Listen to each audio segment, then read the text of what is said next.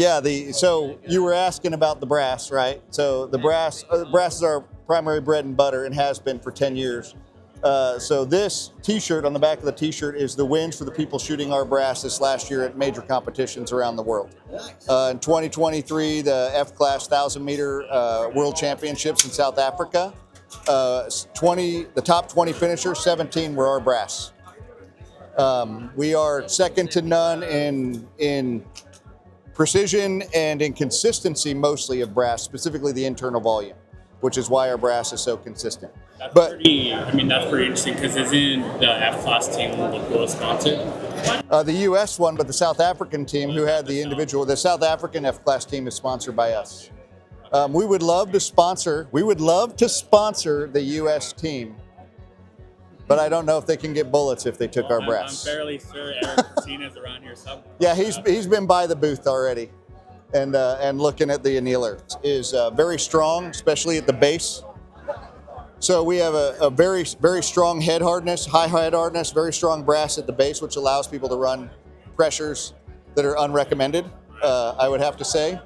So when you look at regular dies, so this is a standard 7/8 die in 6.5 Creedmoor, and you have that much material, which is constraining the case when you run at full length sizing. This is a Lapua die in a 7/8, and you can see it's very thin. And what actually happens when you have really strong brass is that when this die comes, when you push it all the way up in the die, it's actually flexing the die out. And so it's not resizing the last half inch to quarter inch of the shell. So I heard for full sizing. Yes, and so yeah, and a lot of people break die, and we've had dies broken. People complain about possible breaking dies with our brass because of that. So what we came out is our Fat Boy series. So these are on an 1.25 inch die. Very fat. Yes, 1.25 inch die by 12. And so it's got obviously plenty of meat. Ours come with they're decapping dies, they're bushing sizing on them, and they come with 3 bushings. So it'll come with what we recommend our nominal size, and then we also give you a +1 thou and a -1 thou. So that if you're adjusting your neck tension, you have everything you need right here to be rolling with that particular caliber. You guys have a press preference for that? No, well, it'll work in any press it'll take this. So we have a list on our website of about 10 or 15 presses to work with. If you have a a lot of people have rock chuckers. You just take the bushing out of the rock chucker and this threads straight in. So but everybody else does have like the Forsters, Area 419.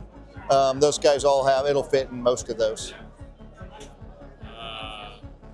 So big. Sorry. Yeah, it's really it is. Your eye. Yeah. Super big. We're referring to it as the Fat Boy series. Yeah, so. I like it. All right.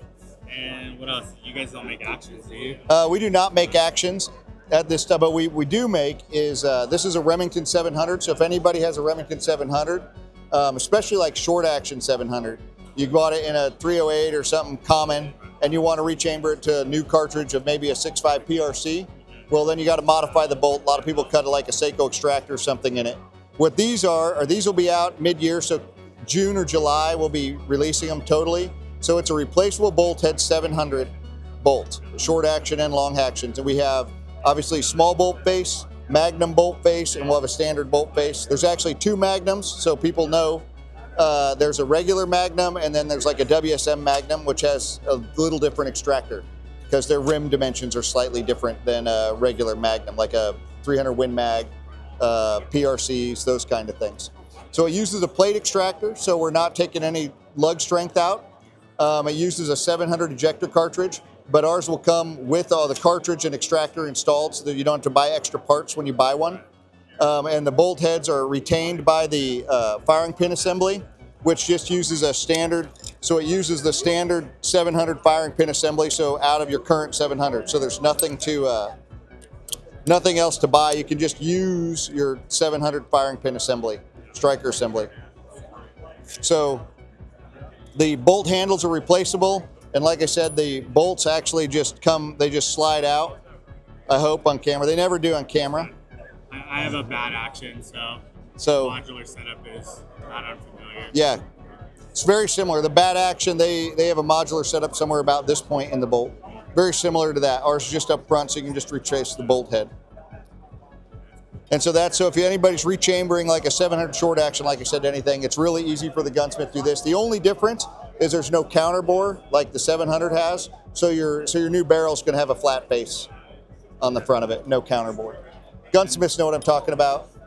I have a fairly decent grasp, but I do Fantastic. tell you I'm not an engineer, right? Yeah. So know it as best as you should explain it to me, really.